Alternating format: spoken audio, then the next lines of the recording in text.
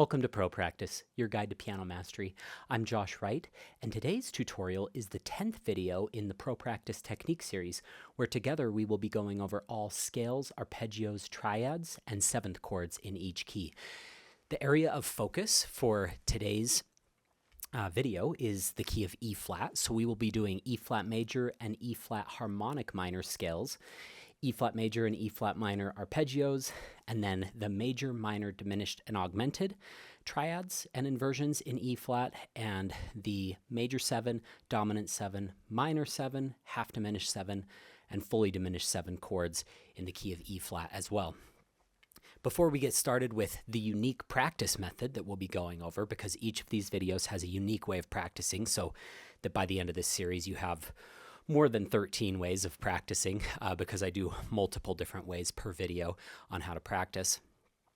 We will be just looking at the fingering to start with. So in the right hand, let's start with a 2 on E flat. You're welcome to do a 3 there as well, because that will be more consistent throughout the scale, but Hannon does 2 just for ease of use. So 2 or 3, and then 1, 2, 3, 4, 1, 2, 3, 1, 2, 3, 4, 1, 2, 3.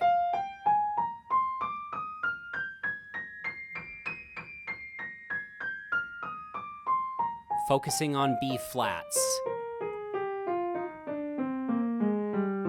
because the B flat has the 4. If you know where the 4 goes, as we've said many times throughout this series, 4, 4. 4s only come once per octave. 1s, 2s, and 3s come twice per octave. So if you know where the 4 goes, you know the rest of the fingering. Okay, let's take a look at the left hand. So we're going to go 3, 2, 1, 4, 3, 2, 1. Very basic.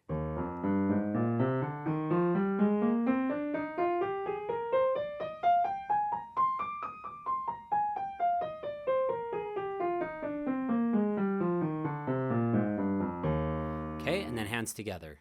A little slower to start with.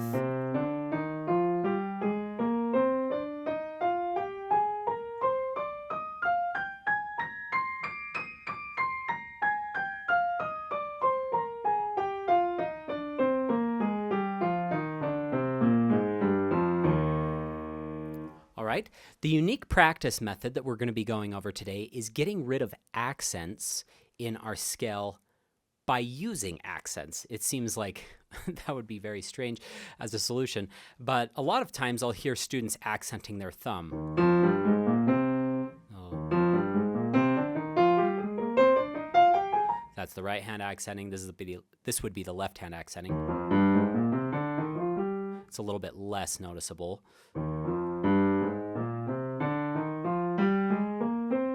But still bad. We want to create very even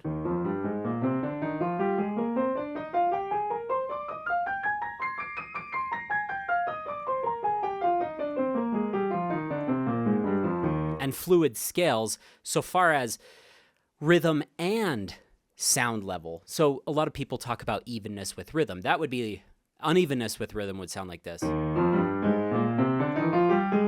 Some rushing, some slowing down.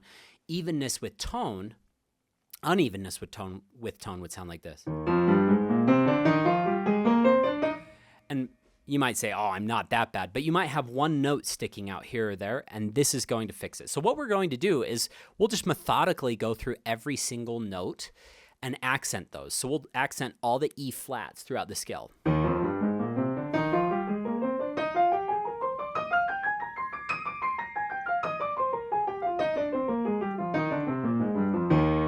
And then we'll accent all the Fs.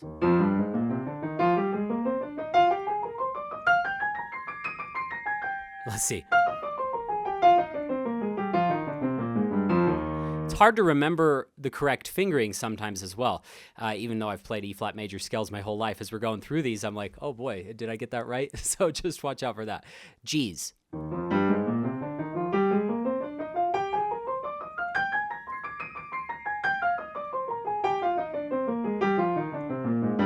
And you can go very slow. I'm just going faster to save you guys a little bit of time on this video. Okay, now A flats.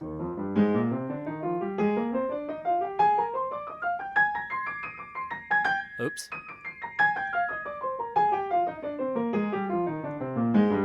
One more time on that. That was sloppy.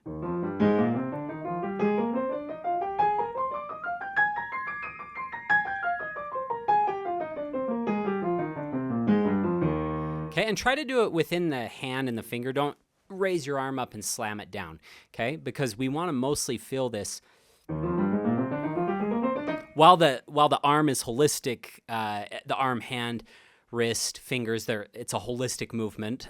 We use the entire mechanism. We want to feel it at the fingertip level when we're doing these, because if you are doing some weird arm motion, in order to simulate accents, it might carry through when you go back to not trying to do accents. So just be careful of that. Don't do exaggerated arm motions as you're accenting these. Feel it at the fingertip level. Okay, so let's go to B flats.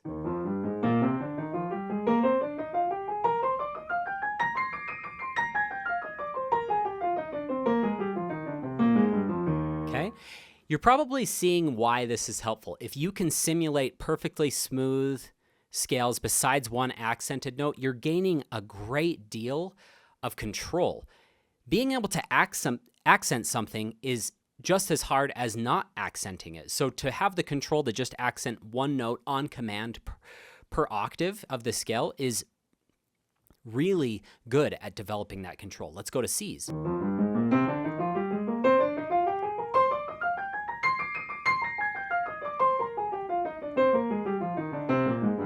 That one's kind of tricky because it comes in quick succession. Okay, let's go to D's.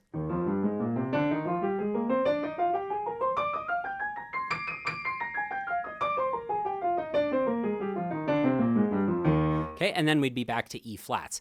All right, so combining this with all the other practice methods that we've done up to this point can help you gain better speed and control. This one is especially helpful for control and sound control, to be specific.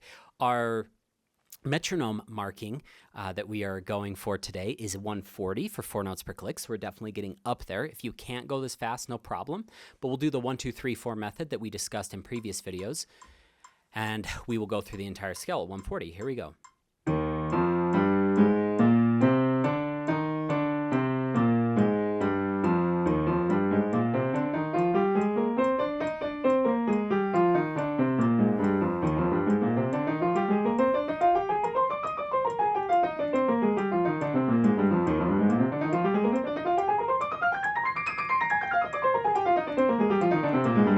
Pretty loud. Let's try a light scale.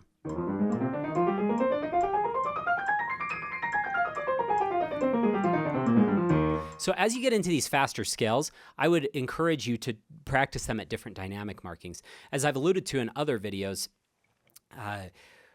as you get faster and faster, you will have to lighten up. But if 140 is not your maximum speed, if you're a very advanced pianist, you could go 160 or 180 or 200 on your metronome, then challenge yourself at 140 to do forte and then piano and then maybe like a mezzo piano or mezzo forte. All right, let's move on to the key of E flat minor. We'll be doing the harmonic minor scale here. Let's go over the fingering. 2, 1, 2, 3, 4, 1, 2, 3. 4's on B flats.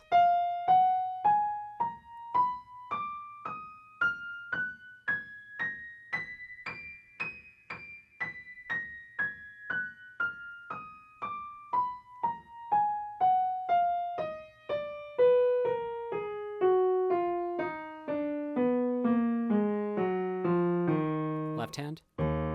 2, 1, 4, 3, 2, 1. 4, 3, 2, 1, 3, 2, 1.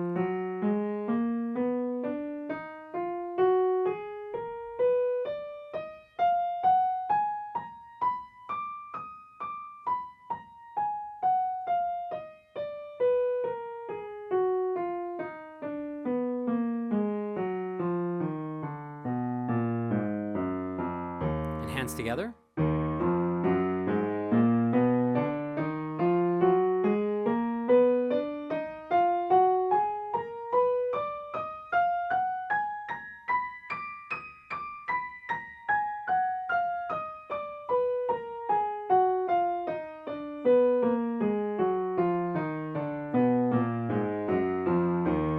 All right, let's say that you come across a random accent in a certain register. So let's say that accents each time. Let's take that and build out from that accent So we'll start by going to that and accenting it on purpose. So maybe start 4 notes before, go to the accent, and then a few notes after. So maybe we'll go one more note. Okay, now let's accent the B flat right before it. Let's accent the D right after it. Okay, let's accent the A flat before that. So right here. Okay, let's accent, I'm doing this in kind of a strange order. I'm going the problem spot, and then before, after, like that. So I'm kind of backing up this way and going forward that way. Sorry if this is a little confusing. So let's see, I think we did, so we need to do the E flats after it. Okay, now the G flat, like that. So, okay, and then the F after it. And then the F to start. And I actually like that one the very best because it's putting an accent at the beginning and then you kind of just feel light as if it's evaporating. Okay, and that is another way to use that little accent exercise. Let's try 140 on the metronome.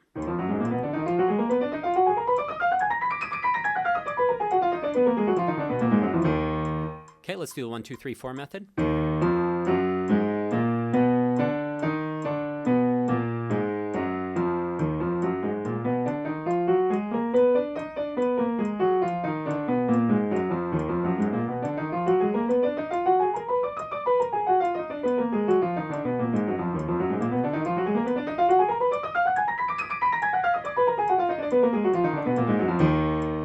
Okay, let's go on to arpeggios. So we'll go to the key of E flat for our first arpeggio, and let's do the fingering to start with. So 2, 1, 2, 4, 1, 2, 4, 2, 4.